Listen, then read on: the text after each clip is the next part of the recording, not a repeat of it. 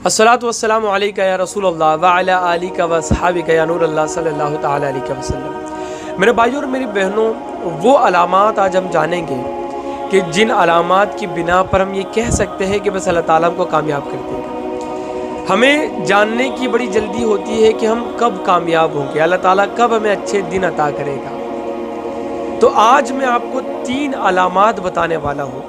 अगर ये 3 अलामात पाए जाते हैं कुरान मुक़द्दस की रोशनी में, हम जानेंगे ये 3 अलामात अगर पाए जाते हैं तो हमें ये बात का अंदाज़ा लग जाएगा कि अल्लाह ताला हमको कामयाब करने वाला है। और वो कौन सी कामयाबी अल्लाह ताला हमको देगा, तो वो कौन सी कामयाबी? क्या सिर्फ दुनियावी कामयाबी? नहीं, वो कामयाबी ऐसी कामयाबी होंगी कि वो अल्लाह ताला दुनिया में भी हमको कामयाब कर देगा, आखिरत में भी कामयाब कर देगा। और कामयाबी कहते ही उसे कि दुनिया में भी वो कामयाबी बाकी रहे, आखिरत में भी वो कामयाबी बाकी रहे। वो कामयाबी भी है दुनिया में जो इंसान की सांसों का तसलसल टूटता है तो वो कामयाबी ख़त्म हो जाती है। माल की कामयाबी, औलाद की कामयाबी, और एक लेवल की कामयाबी, पोजीशन की कामयाबी, कुर्सी की कामयाबी। इंसान मरता है, वो कामयाबी फ़ना हो जाती है, ख़त्म हो जाती है। लेकिन मैं जिस कामयाबी की बात कर रहा हूँ वो दोनों कामयाबियाँ हैं, यानी दुनिया की भी कामयाबी और आखिरत की भी कामयाबी। और हम जानेंगे कुरान की रोशनी में। मेरे भाइयों और मेरी बहनों, कामयाबी का देने वाला अल्लाह पाक है, पोजीशन का, लेवल का देने वाला अल्लाह पाक है।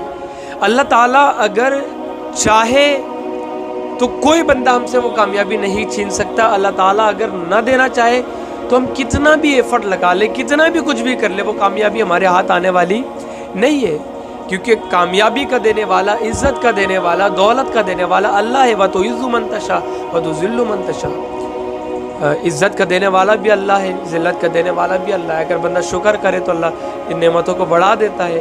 लइन शकरतुम लअज़ीदन्नकुम लइन कफ़रतुम इन्न अज़ाबी लशदीद। अगर शुक्र बंदा नहीं करेगा, अल्लाह का अज़ाब बड़ा सख्त है। बहरहाल, तो हम इन 3 पॉइंट्स के ऊपर बात करने वाले हैं। अगर ये साइंस हमारे अंदर आते हैं, अगर ये अलामात, निशानियाँ हमारे अंदर से ज़ाहिर होती है, तो समझ लेना कि हम बस कामयाबी के बहुत करीब है, अल्लाह ताला अता करेगा। अगर वो चीज़ें हमें पहले नहीं थी, अब आ रही है, तो समझ लेना अल्लाह ताला कामयाब करने वाला है। नंबर 1, कुरान मुक़द्दस में अल्लाह ताला इरशाद फरमाता है, या अय्युहल्लज़ीना आमनु तक़ुल्लाह। ए वो लोगो जो ईमान ले आए, तक़वा इख्तियार करो। इत्तक़ुल्लाह, तक़वा इख्तियार करो। तक़वा क्या है?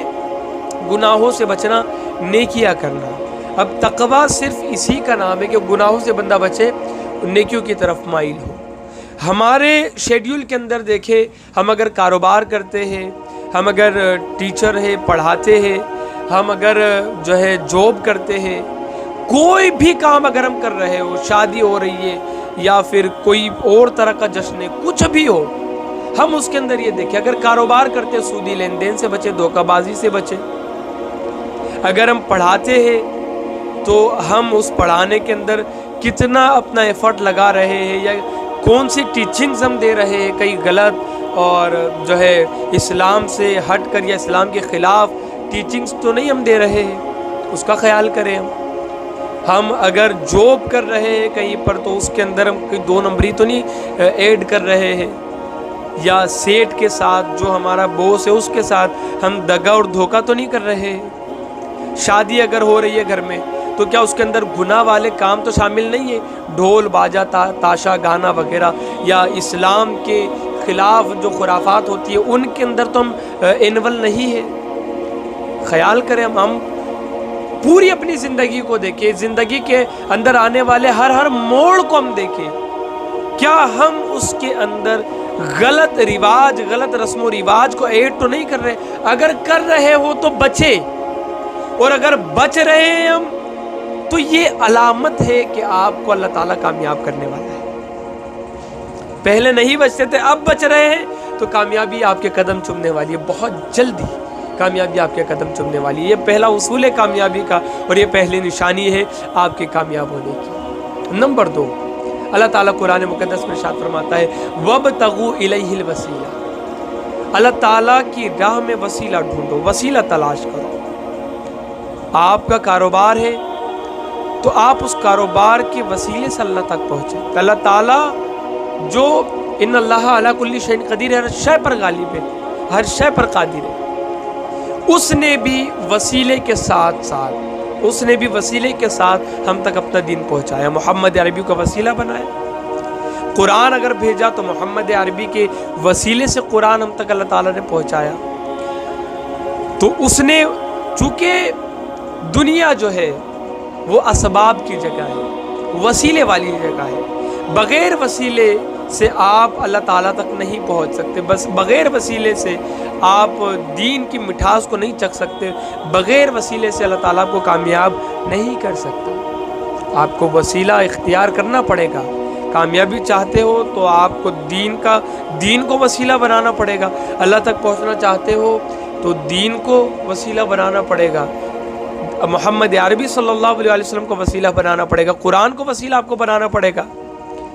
کامیابی اگر چاہتے ہو تو بھی آپ کو دین کو وسیلہ بنانا پڑے گا، اس کے بغیر آپ کو کامیابی نہیں مل سکتی۔